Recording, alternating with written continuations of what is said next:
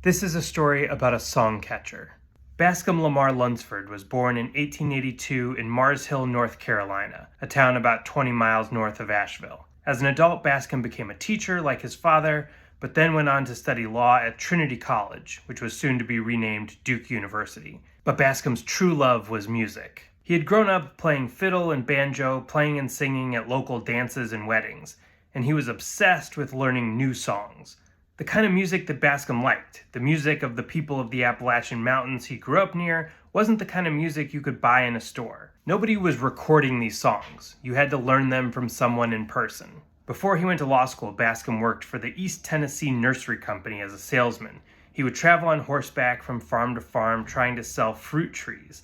And as he traveled around the rural countryside of Tennessee and Virginia and North Carolina, everywhere he went, he tried to learn new songs from the people he met. Even after he started practicing law, he kept on traveling and learning new songs. People said that Bascom would cross hell on a rotten rail for a good folk song. Over the course of his life, he learned around 3,000 songs. He was what was known as a song catcher. He felt it was important to catch and preserve these songs that for years had only been passed down through oral tradition. If this story interests you, make sure you stay to the end for information on how you can experience this music for yourself. And by the 1920s, this mountain music that Bascom loved was starting to get recorded. With the rise of radio, the record industry needed to look for ways to compete, and they started to expand beyond just the usual classical, opera, and jazz.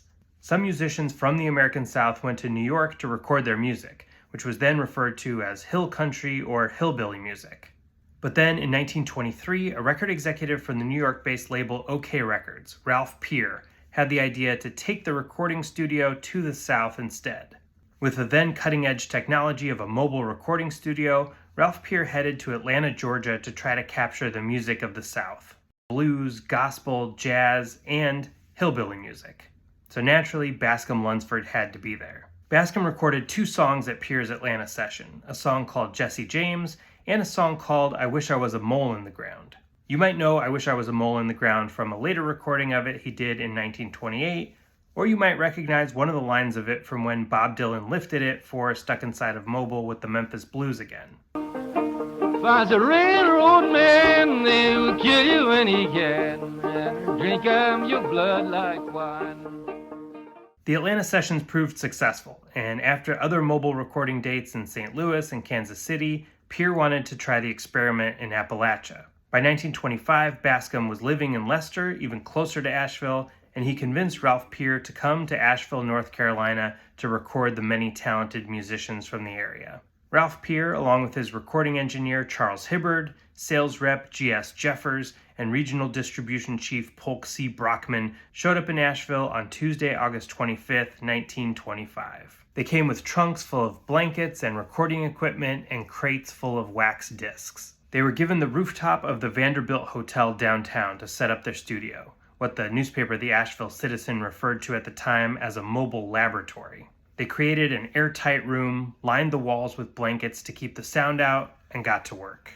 The Vanderbilt Hotel, like much of Asheville, was brand new at the time. Asheville was the perfect location, a modern city on the rise, but in the heart of the Appalachians, so surrounded by undiscovered gems of hill country music. The temperature was in the high 80s for the 10 days that Ralph Peer was there, and it was sweltering in the studio. The musicians packed in and literally poured their sweat into recording their songs. Bascom Lunsford recorded 2 songs there.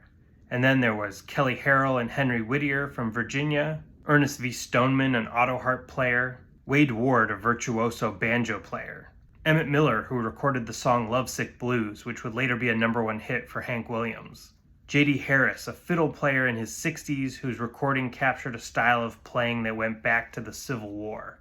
In 10 days, Ralph Peer recorded 60 wax test records to take back to New York. Although it didn't then have the name it would later be known by, what Ralph Peer had captured on record at these Asheville sessions was the beginning of country music. Now, unfortunately, there were some problems with the recordings. They didn't sound that great due to the primitive nature of the equipment, and the recordings were also notable for who they didn't get, namely the singing brakeman Jimmie Rodgers, who actually moved to Asheville a short time later and just missed the Asheville sessions. Jimmie Rodgers would become one of the first country music stars, and his career was launched when he was recorded by Ralph Peer 2 years after Asheville in Bristol, Virginia. Those 1927 sessions, which featured some of the same musicians as the Asheville sessions, also marked the recording debut of the Carter family, and it became known as the Big Bang of country music. Bristol was later dubbed the birthplace of country music, but the 1925 sessions in Asheville were a vital part of the story. Bascom Lunsford was an instrumental figure not just in the Asheville sessions, but in the history of country and folk music. In 1928, he helped organize the Mountain Dance and Folk Festival in Asheville, which is still going and is the oldest folk festival in the country. A young teenager named Pete Seeger saw Bascom playing banjo at that festival in 1935 and was inspired to pick up the instrument himself. Bascom continued catching songs and playing them throughout his life, from the mountains of Appalachia to the White House, where he performed in 1939 for President Franklin Roosevelt and King George VI of England. He kept preserving and celebrating this music till the day he died in 1973 at the age of 91. Now the legacy and the music of the Asheville Sessions is being celebrated for its 100th anniversary in Asheville. The Asheville Sessions Centennial Weekend is happening November 6th through 9th with community events, symposiums, and of course, lots of live music. I'm going to be there all 4 days, so get your tickets now.